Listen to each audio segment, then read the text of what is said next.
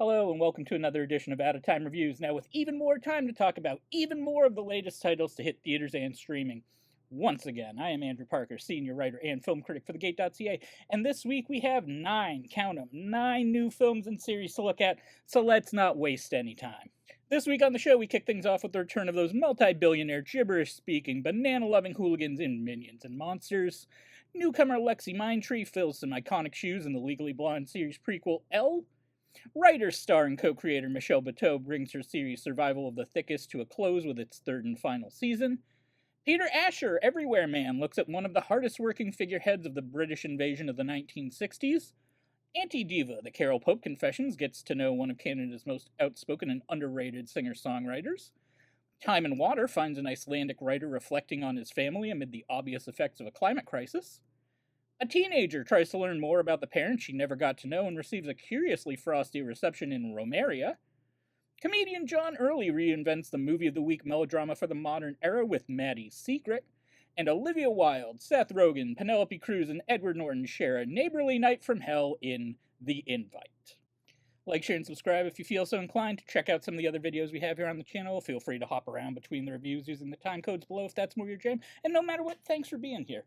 Hope you're having a great belated Canada Day for the Canadians, a great belated 4th of July for the Americans, and a happy whatever other milestones you and yours might be celebrating this weekend. On with the show. For their third headlining outing and 7th big screen appearance overall, the goggle and overall loving Minions look back to old-timey Hollywood for inspiration in a lightly amusing romp that's about as good as can be expected from these lucrative kiddie movie characters that don't seem to be going away anytime soon. For Minions and Monsters, director and key Minion voice actor Pierre Coffin shifts focus to a different tribe of little yellow guys in search of an evil master to serve. The primary focus here is on James and his good buddy Henry. James is a big dreamer who loves to draw and create, and Henry seems to be one of the only Minions that appreciates and enjoys his work. The third member of their close-knit band of outcasts is Ed, a Minion who's hard of hearing and communicates with James and Henry via an amusing kind of Minion sign language. Their travels and slapstick mishaps eventually bring them to Hollywood in the 1920s, where they strike up an unlikely working relationship with a director, voiced by Christoph Waltz, and a pair of Warner Brothers' studio executives, both voiced by Jeff Bridges. The Minions are riding high for a while, but then, like a lot of talents from that era, the age of sound pretty much kills their careers. James, Henry, and Ed are left on their own to try and save their careers, coming up with a concept of a monster movie the likes of which Hollywood has never seen. And to make it happen, they employ a creature-summoning book of spells to add an element of reality. It sounds strange to say this about a Minions movie, but Minions and Monsters has a lot more plot than one might expect from something that's not much more than a bunch of set pieces and sight gags strung together to sell some merch. By the time Minions and Monsters gets around to its core concept and the little guys summon a mini Cthulhu creature voiced by Trey Parker, the whole thing is 2/3 of the way over. There's a distinct 3-act structure to Minions and Monsters. The first act is them trying to find a new master, the second is their success in Hollywood, and the third is the thing actually being advertised. It's succinct, but also strangely overstuffed. Any one of these threads could be cut and nothing would be missing, but it also wouldn't be a feature-length movie. I also don't know how many members of the Minions' young fan base are going to care at all about the references to silent movie stars like Charlie Chaplin, Harold Lloyd, Buster Keaton, and the like, and they're not exactly home-run jokes for the adults that are going to get the references. They're also not the kind of gibberish-spouting antics that the audience for a Minions movie are going to embrace. Still, it's nice that the creative team at Illumination are willing to wear their influences on their sleeve with this one, and the references, including an extended sequence that plays out like the opening hour of Babylon remade for a kids' movie, are genuine, honest, and from the heart. There's also a pronounced subversive streak that runs through Minions and Monsters that's also appreciated. It's kind of implied that James and Henry might be more than just great friends. They treat a hard-of-hearing friend with kindness and dignity. A bunch of other Minions befriend a neurotic, socially awkward robot voiced by Jesse Eisenberg and accept him for who he is. At one point, some Minions gleefully spit on the shoes of a cop, which feels like a huge swing in any movies being made today. And once the film gets around to summoning monsters, I have a distinct feeling that some more sensitive and impressionable parents will immediately think that Minions and Monsters is trying to do something satanic. There's a great love for classic cinema here, but also a kind of punk rock energy that the other films in this franchise have been missing. It's still being made as a safe, easily marketable bit of family fare, but there's enough naughtiness and backbone here to keep things entertaining. The animation and creature designs are fun, with Coffin and the Illumination team keeping things bright, colorful, and vibrant without cluttering up the frame.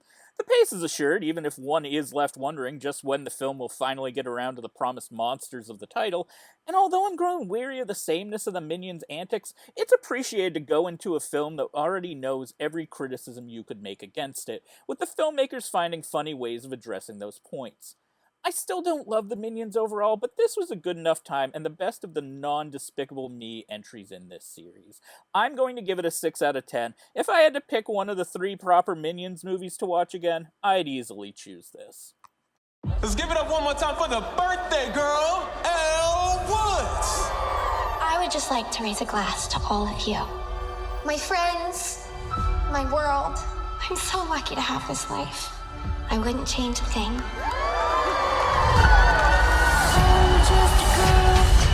We have something important we want to talk to you about. Elle, we're moving to Seattle. No. It doesn't sound right. I'm just a girl. I'm just a girl in the world. Nice umbrella. Thanks, it's an heirloom. She's joking. You look like an idiot. A charming, big-hearted prequel to the fervently beloved Legally Blonde films, the new streaming series Elle matches and in some cases surpasses its predecessors in terms of wit, depth, and overall fashion sense. With outstanding newcomer Lexi Mindtree stepping into the pink pumps of Reese Witherspoon as a high school version of Elle Woods, this series from creator Lauren Kittrell sticks to a lot of the humor that made the films work, while crafting a vision for the character all its own. It might not rhyme perfectly with the movies, but something this entertaining doesn't exactly have to. It's an unexpectedly disarming surprise. The series opens in 1995, where Elle Woods is about to get some bad news not too long after a huge blowout birthday party at her parents' lavish Los Angeles estate.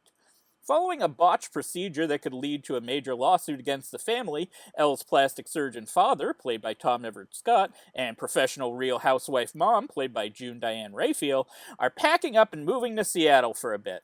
Although she's extremely bummed out about the whole thing and wants to move back to LA as soon as possible, the usually optimistic Elle tries to make the best of things as a pink pop princess in a gloomy gray grunge world.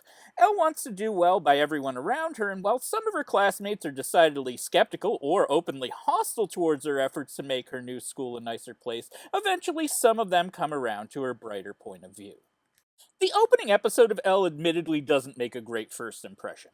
There's a lot of plot that needs explaining for things to move forward, and a lot of it tends to drag for something that should be as easy to explain as any other fish out of water story. Visually, the first episode is also rough to watch, with the LA sequences offering up rich and famous cliches, and the Seattle bits choosing to depict gloominess by never once turning on any lights for any of the interior sequences. It doesn't bode well, and it's up to the cast to carry the pilot, but almost all of those jitters are gone by the second episode, which rights a lot of the wrongs immediately. Outside of an overall goal to return to Los Angeles, the main through line for this season of Elle makes great use of its titular character's sense of positivity and justice. On her first day at school, the only friend she makes is the kindly and charitable office secretary, played by Amy Peets, who's willing to take funds from the petty cash to help students who can't pay for lunch. When Elle tries to celebrate the accomplishments of this great woman, the secretary ends up getting fired, with Woods doing everything in her power to try and get her rehired, uncovering a larger conspiracy in the process. It sounds simple enough, but the writing staff on Elle finds a way to create some detailed character bonds and depth by way of this plot.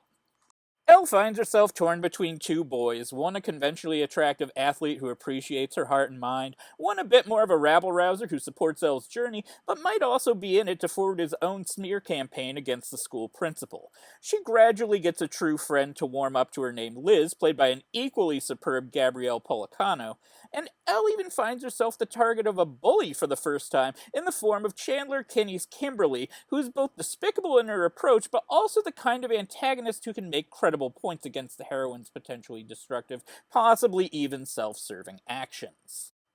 Elle comes across as smarter than the Witherspoon starring films, especially its dreadful sequel, probably because there's more space and time to work with. Not everything here is as simple as offering up a one-liner or a big reveal.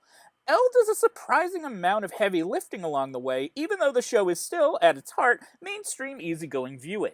The casting of Mindtree as Elle Woods is a masterstroke, with the newcomer bringing the same amount of wit and humor that Witherspoon did back in the day, and sequences where she's paired opposite Raphael as her aloof mother are comedic gold, with Raphael getting the best role of her career and giving her best performance. The show also offers a memorable final performance for the late James Van Der Beek, who appears in a supporting capacity as a local running for office that Mrs. Woods spends some time getting to know. Van Der Beek is kind of hard to watch here because physically you can tell he's not doing that well at all, but he also looks overjoyed to be on set and just doing something. Mindtree on her own is reason enough to check out Elle, but the other elements of the show are what will make people want to stick around and see where all of this is headed. I'm giving this one a pleasantly surprised 7 out of 10. I've already seen some mixed to negative criticism of this one out there, especially with regard to how it ties into the movies, but I honestly don't get it. This is as good or better than the movies. This is a solid, entertaining show. I'd happily watch more of it. Excuse me, are you two a couple? Oh my god! I love your Instagram. You mind telling us how long you've been together? Oh, is 3 months strong? Well, has it been 3 months? No, it's been on and off for a year and a half, but with emotional time zones, it's really given 3 years. You know what I mean? Yes, but officially it's 3 months. We met really fast, but now we're taking it really slow, and I like it. I think we're doing it the right way. We are, because it's all a process. So about that, are you ready to start the process now? I know you're here to freeze your eggs, and I know you want to have a child. And it's my job to give you the best odds of that happening. And right now, that means making embryos, not freezing eggs. Embryos? Embryos? Shifting gears now from talking about a show that I'm enjoying at the start to one that I'm sad to see is ending, co-creators Michelle Buteau and Danielle Sanchez-Witzel's Survival of the Thickest has been one of the most consistently hilarious and touching comedies on streaming for a few years now, and it's closing things out with its 3rd season this month. While it might be the most uneven of the 3 seasons due to trying to wrap up a lot of threads in just 8 installments of 30 minutes or less, Survival of the Thickest still showcases just how invaluable of a comedic talent Buteau is in the role of a plus-size designer trying to make a living in the cutthroat New York City fashion world. Designer, entrepreneur, and small business owner Mavis Beaumont, played by Buteau, returns with 2 primary issues taking up most of her mental energy. On the work front, Beaumont's profile within the industry is blowing up, but her business partnership with name-brand fashion designer Charles René, played by Rodrigo Lee, has turned sour, with her boss flat-out stealing Mavis's designs without giving her proper credit. In her personal life, Mavis is still madly in love with her progressive social worker diplomat boyfriend Luca, played by Marwan Zoti, but she's been told by her fertility doctor, played by series newcomer and welcome face Wanda Sykes, that her time to have a baby is running out. Past the point where freezing eggs for latter use would be advisable, Mavis is told that they need to all work together to provide usable embryos instead. Meanwhile, Mavis's lifelong best friend Khalil, played by Tone Bell, is trying to bring his career as a visual artist to the next level while working on healing his body and mind, but a sudden twist of fate could change all of that and his relationship with Mavis and Luca in an instant. Some things have changed between the 2nd and 3rd seasons of Survival of the Thickest, most notable of which is the disappearance of Tasha Smith as the 3rd member of the core friend group, Marley. The show finds a way to write the character off, but no one has come out and said off-screen why they aren't on the show anymore, leaving a bit of a hole in this final arc for the remaining characters. But Survival of the Thickest still works because Buteau, Sanchez-Witzel, and the rest of the creative team stick to the themes and tropes about womanhood that have always resonated from the start. There might be some turbulence in the storytelling this season, but Survival of the Thickest still delivers plenty of huge laughs and a lot of pleasingly complicated mixed emotions. As with many New York City success stories, Survival of the Thickest follows a tried-and-true template with its characters, one that's heavy here on body positivity, inclusivity, and the importance of knowing one's worth as both a professional and as an everyday human being. The struggles of both Mavis and Khalil are easy to relate to and empathize with, and their journeys of self-discovery come with realistically rendered pitfalls. Sometimes the people you love will have to do things for themselves that are necessary, but not always timed in ways that could be convenient for a romantic or friendly relationship. People need time and space to gather their thoughts in the face of hardship. Sometimes even the most assertive people don't have the energy to be the loudest people in the room, even when they need to stick up for themselves. Survival of the Thickest has always handled these issues with love, warmth, and intelligence that works just as well as the snappy dialogue. Whether the show is moving with lightning-fast humor or slowing things down for a bit to get serious, it all works really well. The primary focus of this season, Mavis's desire to have a child, speaks to the way Buteau is able to approach a wide array of subjects women want to talk about often, but aren't usually given a platform to do so. Basing a lot of the material off her own book of essays, Buteau has always been a performer unafraid of getting personal, dark, and sometimes appearing sloppy or morose. Her performance across the entirety of Survival of the Thickest is one that just gets better and better, and with this final season, it offers Buteau a chance to show the full range of her dramatic capabilities when Mavis hits a soul-shattering low point. But she's also able to show boundless amounts of joy, especially opposite Belle and Zoti as the closest men in her life.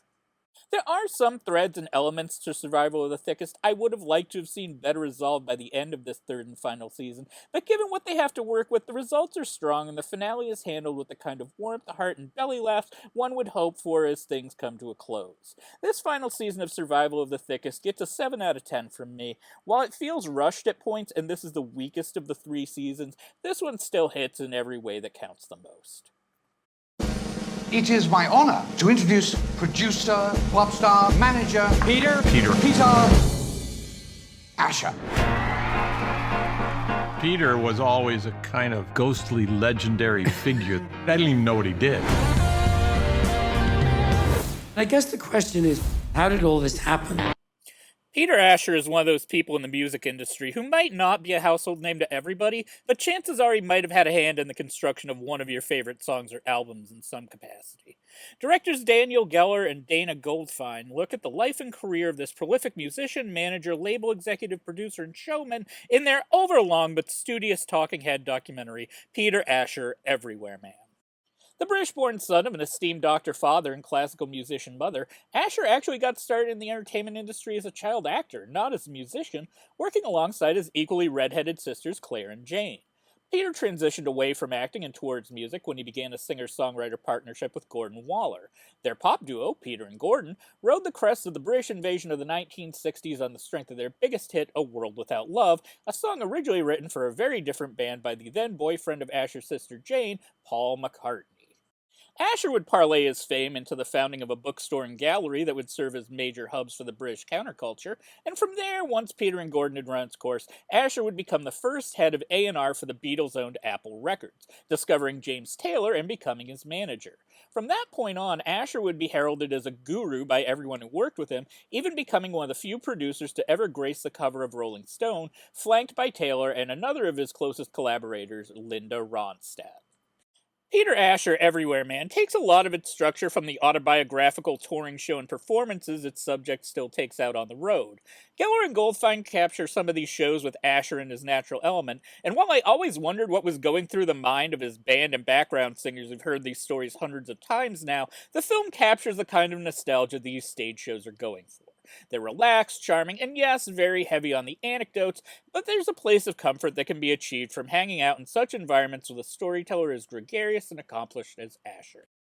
The earlier segments where Asher talks about his early years are a lot more dynamic and enlightening than the sections where he talks about his career from the 70s onward.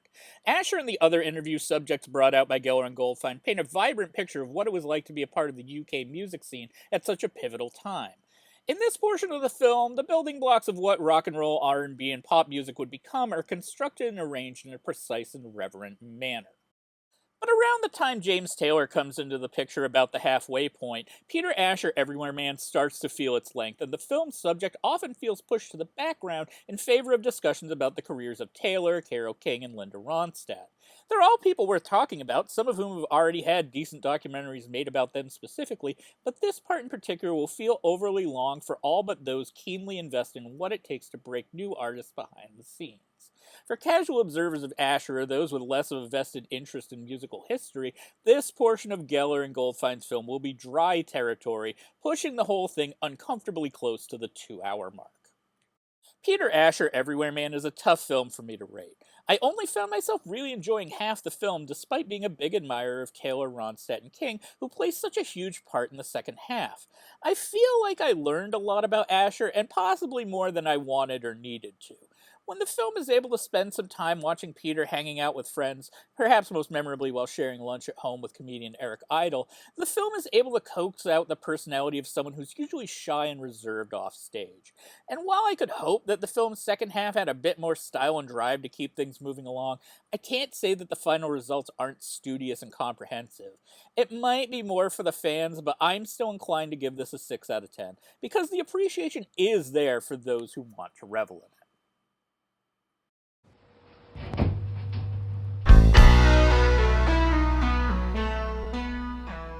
When High School Confidential came out, I was not yet in high school. The story of that song turned me on. I didn't understand that the story is about a girl wanting a girl. She's a cool, blonde, scheming bitch. She make my body twitch, walking down the corridor. Carole in High School Confidential captures the feeling of lust better than any songwriter I have ever known. I want her so much, I feel sick. An ethnic kid of immigrants who's a straight male in my neighborhood. We heard that song and thought, that's a great fucking song. Full stop. Then you hear it a few more times and some lyrics pop in and you go, what? What are we doing here? It make me cream my jeans when she come my way. She makes me cream my jeans when she comes my way. I remember hearing that on like AM radio, and I was going, I can't believe they're playing that. And I would turn it up louder. From one music scene to another, director Michelle Mama looks at the life and career of a boundary-pushing, confrontational, and uncompromising Canadian artist in Antidiva, the Carole Pope Confessions, this year's memorable opening night film from the Hot Docs Canadian International Documentary Festival. Taking its name from its subject's autobiography of the same name, Mama's film looks at the past and present career of Carole Pope, lead singer for the seminal Canadian band Rough Trade, which left a huge mark in the 1970s and 80s with the likes of High School Confidential and Crimes of Passion. Although she had a very close personal and professional relationship with the band's co-founder Kevin Staples, Pope was always queer and dared to speak about issues within the community at the time when being gay in Canada was dangerous and still seen as a criminal offense. The band always performed and sold well in Canada, even opening for David Bowie in the country on his Dangerous Moonlight tour, but the lack of a US or European record deal kept them relegated to a more modest level of success. Although highly animated and provocative on stage, once memorably grabbing her crotch during the Juno Awards, Pope is actually endearingly shy offstage, and Mama lovingly captures the duality of her subject's personality. Today, Pope is still active, both on her own and occasionally with Rough Trade, thanks to a resurgence of all things 80s leading to some good gigs. But when Mama catches up with Pope, then living in Los Angeles, the rock star is living modestly and in anything akin to a rock star lifestyle. She has a new single as a solo artist, continues to write and perform, is penning a musical and generally loves what she does, but now her survival really depends on constantly having paid gigs. Antidiva, the Carole Pope Chronicles, doesn't sugarcoat what it means to be an openly queer woman in the music industry, especially from the perspective of a native Canadian now living primarily in the US, where she spent most of her time since 1989. While Pope's early career and time in Rough Trade coincided with a more conservative time in Toronto, the film lovingly recounts the ways that queer artists like themselves were able to carve out spaces and create a sense of community, whether it was the bustling nature of the Yorkville scene of the late 1960s, or Pope and Staples putting on a cabaret at Massey Hall with Divine in the lead role. And while things have gotten somewhat better as it pertains to queer artists having spaces to call their own, Pope and Mama also look at how the entertainment industry remains as risk-averse as it ever was. Pope is happy to talk about her life and career in a strong but sometimes disarmingly self-critical manner that never belies her strength as an artist and activist. Mama also ensures that Antidiva, the Carole Pope Confessions, never gets bogged down in nostalgia, with one foot remaining firmly planted in the present moments and going beyond the endpoint of Pope's autobiography. There is struggle, love, and admiration, and yes, viewers will get a chance to hear all about Pope's legendary hookup with Dusty Springfield, but Mama's insightful work resonates because of how strongly it links the past to the present and explains why both is important to notice. It sounds like a small thing, but it's something that a shocking number of musician biographies tend to overlook in favor of playing the hits and just trotting out talking heads to say nice things about their subject. This is a solid 7 out of 10, and if you want to check out an interview that I did with director Michelle Mama and Carole Pope, you can find that over at The Gate. A link to that will be in the description below.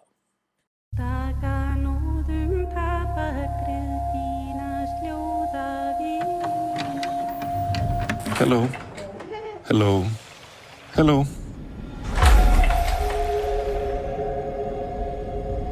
I hope that this will reach you. I am speaking to you from the year 2026. We are a family of firsts. My grandparents were some of the first to explore Iceland's glaciers.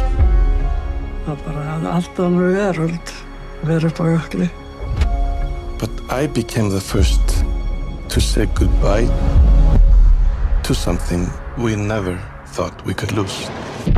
Filmmaker Sarah Dosa carries on in a similar vein from her previous film, the Oscar-nominated documentary Fire of Love, with another tale about the intersection of romance and nature with the poetic, moving, and just as beautiful film Time and Water.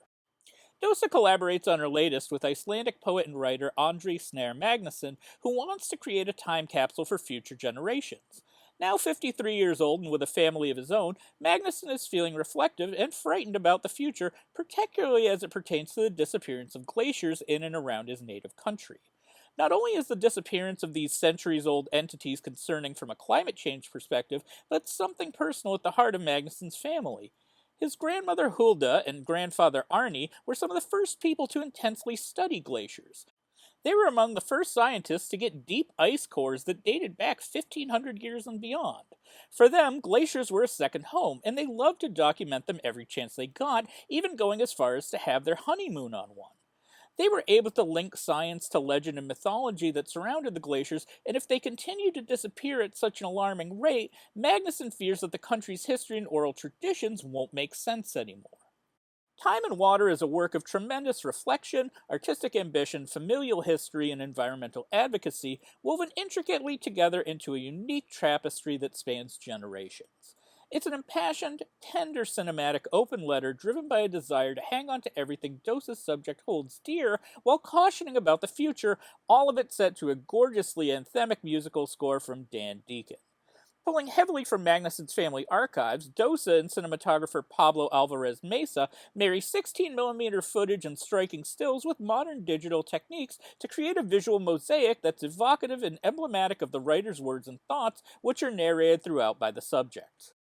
The nature of grief and having a hard time letting go is prominent throughout Time and Water.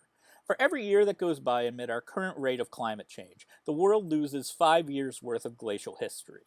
On this current trajectory, a single human lifespan could see all of them disappear. One of the key points in Time and Water is the construction of an elegy plaque for the first glacier in the country ever to be declared dead, something that serves as both a wake-up call in terms of the environment, but also a reflection of Magnusson's relationship with his family. How does one say goodbye to something you thought would never leave? That's how most of us have to process the grief of losing a loved one, but how does that extend to part of one's tangible environment in that kind of loss? Everything in life is impermanent. Everything on this planet will eventually transubstantiate in some way, shape, or form in the future. There's always this impulse to hold on, but what can you hold on to and what will you eventually have to let go of? As life goes on, the time we thought we had so much of speeds up and the effect of loss can weigh more heavily. Time and Water is the kind of documentary that has the power to make viewers reflect on the things they hold dear in their own lives, while raising further awareness about the precarious plight of the planet. The planet, as it obviously is for Magnusson, is our birthright.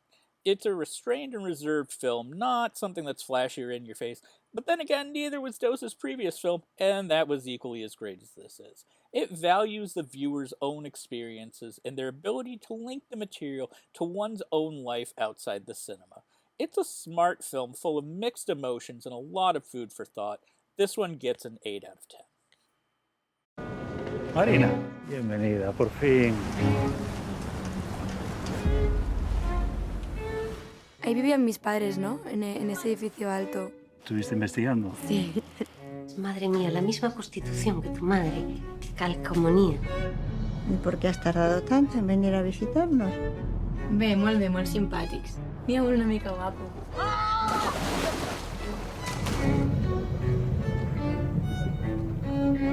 Yo siempre me imaginé que aquí es donde escondían a tu padre. ¿Qué? ¿No lo sabías? ¿Cómo que escondieron? Also looking to their personal past to inspire their art is Spanish writer-director Carla Simón, whose latest feature drama Romería is based in part on the experiences of her parents and the world they left behind for their daughter.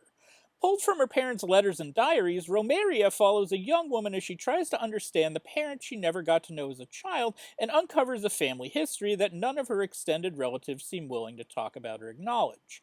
Steeped in stigma that comes back to haunt the children of imperfect parents and Catholic guilt, Romería is a solidly constructed journey for the truth. Set in 2005, Simone's film follows Marina Pinheiro, played by Yucia Garcia, an 18-year-old orphan bound for university. Although Marina has a supportive adoptive family, she's hit a wrinkle when it comes to applying for a grant to get into university where she intends to study film.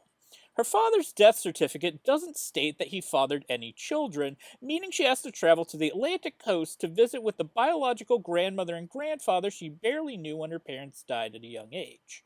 Upon her arrival, everyone except the younger members of the family that are closer in age to her give Marina either a curious or frosty reception. None of the older adults Marina talks to seemingly want to discuss her parents, offering up contradictory information or feigning ignorance. Even her grandfather seems more willing to offer up a large sum of cash as a solution to Marina's problems rather than acknowledging the past. Although no one else in the family wants to mention it on screen, Simone, who had a very similar journey in her own past, makes it known early on that Marina's parents died in the 1980s at the height of the AIDS crisis, with both of them being heavy intravenous drug users. Some members of Marina's family treat the young woman like she has AIDS herself, still caught up in the stigma surrounding the disease. From the moment she arrives at the family's lavish seaside estates, it's clear that they hold the family's legacy dear, and that by virtue of her parentage, Marina has been frozen out of that. The guilt that the family feels about this and the lingering guilt over having addicts who died of a feared disease in their family are frequently at odds with one another, leading to many thoughtfully written, emotionally awkward conversations and exchanges. Romería is equal parts a search for something tangible, in this case a signature, and a quest for clarity. Garcia gives a textured performance as someone being forced to go through something wounding and awkward just for the sake of her future, attempting to make the best of things by documenting her travels and hypothetically wondering what life could have been like had she been raised by her real parents. Simone gives her leading performer plenty of space to explore these emotions, sometimes at the detriment of the film's sense of pacing and style, which are effective but admittedly basic in appearance and tone. It's in the film's final stages when Simone begins to employ flashbacks and dreamlike asides to illustrate the lives of Marina's parents, where Romería is able to find another dramatic and visual gear. It takes a while to get there, but Simone's film finally reaches a loftier dramatic ambition, and by this point the setup more than delivers on the promise of such a pivot. It's an all-too-rare case where saving the spelling out of the past for the final act is a positive rather than a detriment. Overall, Romería is going to receive a 7 out of 10 from me. Thanks for the ride, Dina. Oh, Dina, the door's stuck. Oh, sorry. Let it go. Thanks. Oh, It's still, sorry. There it is. It's a little finicky. Good night. Good night.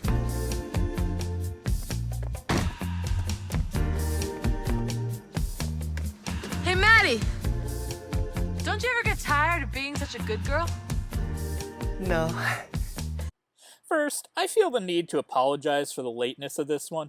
The review of John Early's darkly comedic riff on Movie of the Week tropes Maddie's Secret should have probably gone up 2 weeks ago, but for a variety of reasons that nobody probably cares about, I'm just getting around to it now. And I wish I had gotten around to it sooner because this is one of the most original, unique, and strange films of the year, something that's as irreverently silly as it is emotionally heartbreaking. With its first feature behind the camera, writer, director, and star Early has come up with something so totally bonkers on paper that it seems doomed to misfire, but in terms of execution, it's shockingly brilliant. Early stars as Maddie Ralph, a reserved and shy dishwasher who works for a company that specializes in churning out foodie-driven content for social media. She's derided by her boss, played by Connor O'Malley in a role he seems born to play, and the company's chief star, played by Claudia O'Doherty, with British mean girl aplomb. But she gets to work alongside her best and perhaps frighteningly devoted best friend Dina, played by frequent Early collaborator Kate Berlant, and at the end of the day she goes home to her supportive video editor husband, played by Eric Rahill. Life isn't bad for Maddie, but she dreams of being an online food star herself. Coaxed on by her husband, who also wants a more stable life so they can have a child together, Maddie makes a video that goes immediately viral, garnering her some degree of respect at work, but also coming with lots of expectations and demands on her time. By opening herself up to the harsh realities of the social media world, Maddie's struggles with an eating disorder start to flare up once again, this time with severe consequences for her health, relationships, marriage, and career.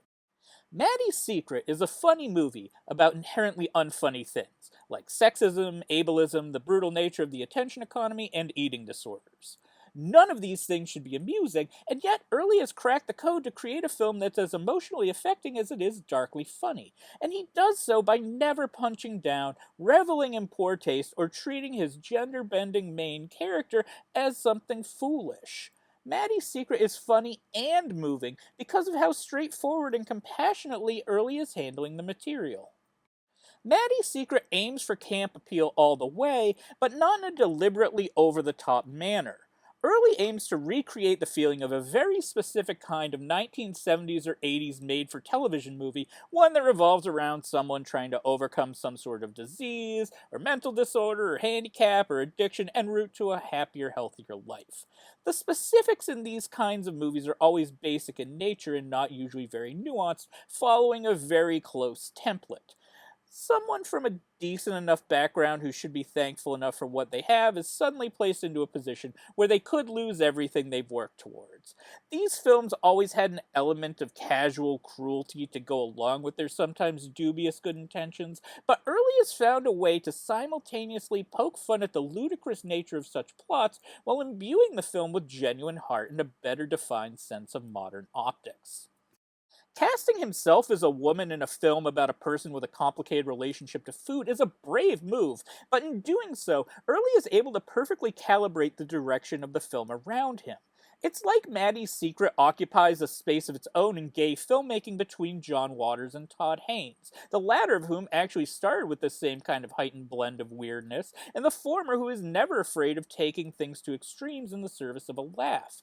Here, Maddie is a consummate quote-unquote good girl who never steps out of line, always does what's expected of her, and is immensely likable if you just bother to get to know her, making the early stages of the character's torment more like a tragedy that the comedy can build on from that point forward.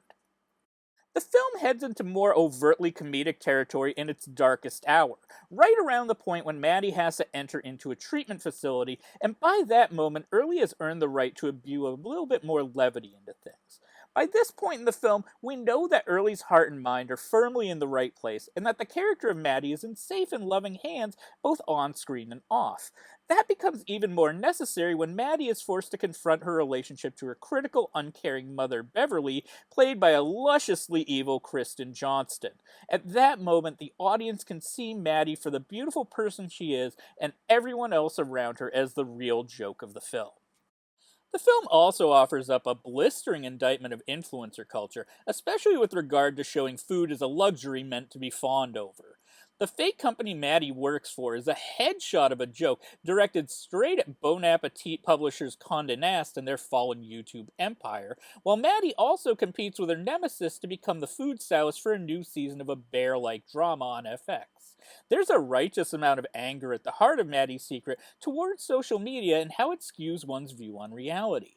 Be authentic, but make it seem effortless to the point of being fake. Act like you don't care about anything so you can seem like more of an authority.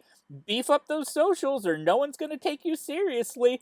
You got to try that hot new burrito that's being served out of a pop-up inside of a car wash, or no one will believe that you're really doing this job for a living. Do what everyone else does, but do it better. It's not hard to see how such environments can weigh heavily on someone as talented, genuine, and dedicated as Maddie, and that's an advantage that Early's film has over the types of movies that inspired it. In addition to the delicate tone, this is a new take on familiar tropes. I found myself always laughing and always moved by Maddie's secret, which is an altogether alien sort of experience these days.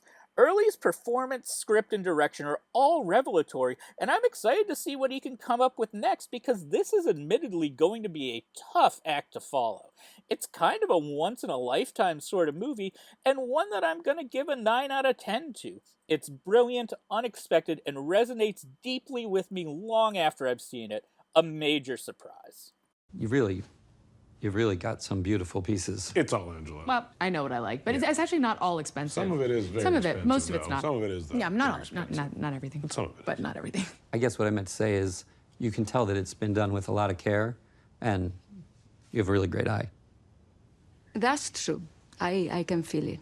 I feel you put so much love. I did that. Thank you. Yeah, I love it. I do love it. I really care. I do. Thank you for saying that. See it. I care. I do care a lot. I'm care so much. I'm so sorry. I'm getting emotional. I don't know why, but I thank you. Thank you for saying that. Yeah, it has got great energy. Chispas, candado cerrado. Wow, look at that. Energy is what I was going for. That's what I wanted. Energy's great. We talked a lot about how to capture energy as though that was a real thing we could do. The invite opens with a quote from Oscar Wilde that sets the tone for everything to follow in this caustic, quartet-driven chamber comedy from director and co-star Olivia Wilde, who I don't think is of any relation, but honestly, if she were, I would believe it based on the success of her third movie at the helm. A sharply written remake of Seth Gay's film Sentimental, penned this time by Rashida Jones and Will McCormick, this hits with the bluntness of a bat to the face. The invite is as exhilarating and hilarious of a time one can have watching people have the most fraught and uncomfortable evening of their lives. Seth Rogen plays Joe, a sullen one-hit wonder musician who makes a living teaching music at a mid-level conservatory in the San Francisco Bay Area. He lives in his parents' old house with his wife, Angela, played by Wilde. Already in a bad mood and dealing with debilitating back pain, Joe returns home to find out that Angela has invited their upstairs neighbors Hawk, played by Edward Norton, and Pina, played by Penelope Cruz, for an impromptu dinner. Joe is furious, insisting that he knew nothing about this, while Angela counter-argues that she told him, but he just wasn't listening. Angela refuses to cancel because it's one of the few nights their daughter is away at a sleepover. If Angela won't call things off, then Joe is determined to derail the night by confronting Hawk and Pina about the loud, wall-shaking sex they engage in every night that's keeping him awake. Angela begs him not to and continues to berate Joe for everything that he has done wrong recently.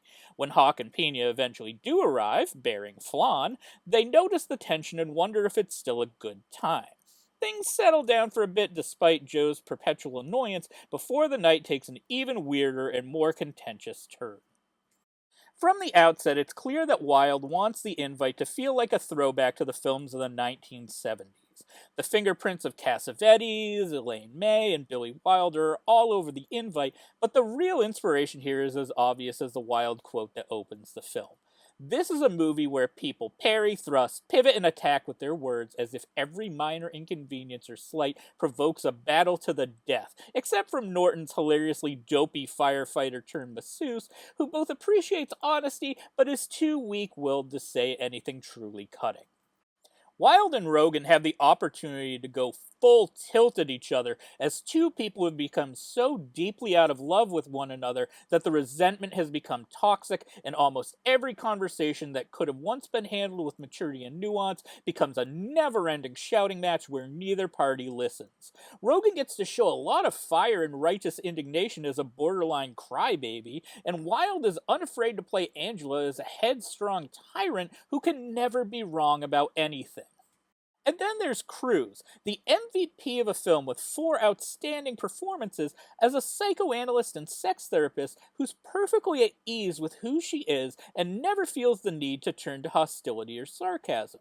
When each character lets the others know where they're coming from and the perspective they bring to the out-of-control scenario, these revelations prove to be double-edged swords all around, and the reactions of the actors to these reveals and how the characters will use them to their advantage are instinctual and unforced. The words are so tightly constructed in the script, but the actual acting of them and the timing has a looseness that tethers the film firmly in reality. The Invite shows Wilde's ability to orchestrate the fine art of watching people constantly talking over one another to make their points. It takes a perfectly attuned cast and sense of pacing to make something this verbally complicated work on screen, but Wilde and her dream team of collaborators make Jones and McCormick's material sing almost to the point of jazz-like musicality. In terms of staging, Wilde and cinematographer Adam Newport-Berra make the most of their seemingly claustrophobic space, perfectly centering cast members in the middle of frames for maximum effect when they're standing alone and talking, and somehow finding ways to creatively capture full-scale shouting matches, either in a tight close-up, in-your-face manner, or from a distance without much in the way of negative space. Material like The Invite might cause someone to think this is a story that could play out better on stage, but Wilde and company find a way to make this inherently and deliciously cinematic. The Invite likely won't appeal to those who balk at movies where all of the characters are so deeply flawed that they border on unlikable, and the ultimate goal of this doomed get-together is highly predictable, but beyond those 2 points, Wilde's latest is a flawless effort and another evolutionary leap for her in her career as both a filmmaker and a performer. The Invite is going to get a hearty 9 out of 10. But what did you think of this week's movies and series that I talked about? Leave a comment below, like, share, and subscribe because it helps, and tune in again next time for another batch of reviews. If you watched this from start to finish, thanks. If you didn't, thanks anyway. Until then, take care, have a great week.